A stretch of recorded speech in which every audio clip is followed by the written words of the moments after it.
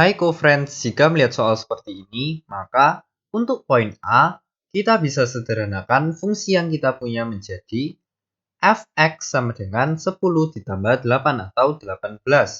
Kita lihat bahwa fungsi tersebut tidak memiliki variabel x, sehingga fungsi tersebut merupakan fungsi konstan. Lalu, kita harus tahu bahwa fungsi konstan memiliki daerah asal yaitu semua bilangan real x, sehingga daerah asalnya bisa kita tuliskan sebagai x sedemikian hingga x semua bilangan real. Lalu, untuk daerah hasilnya, karena fungsi tersebut merupakan fungsi konstan, maka daerah hasilnya akan sama dengan konstanta dari fungsi tersebut, yaitu 18.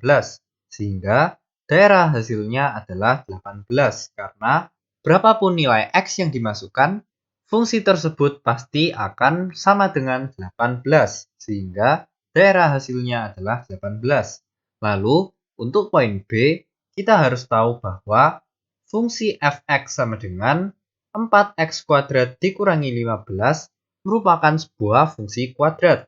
Lalu, fungsi kuadrat memiliki daerah asal yaitu semua bilangan real x, sehingga daerah asalnya juga x sedemikian hingga x semua bilangan real.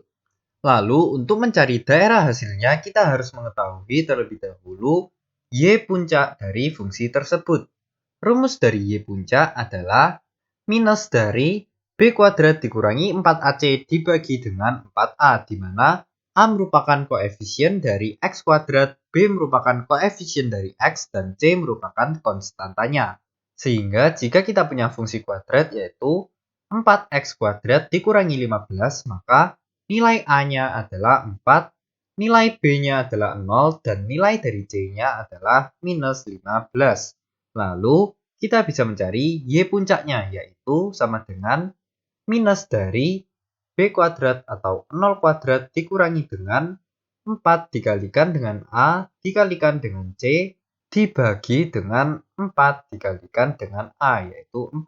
Sehingga jika kita sederhanakan, maka akan sama dengan minus dari 240 dibagi dengan 16. Atau jika kita sederhanakan, maka akan sama dengan minus 15. Sehingga y puncaknya adalah minus 15.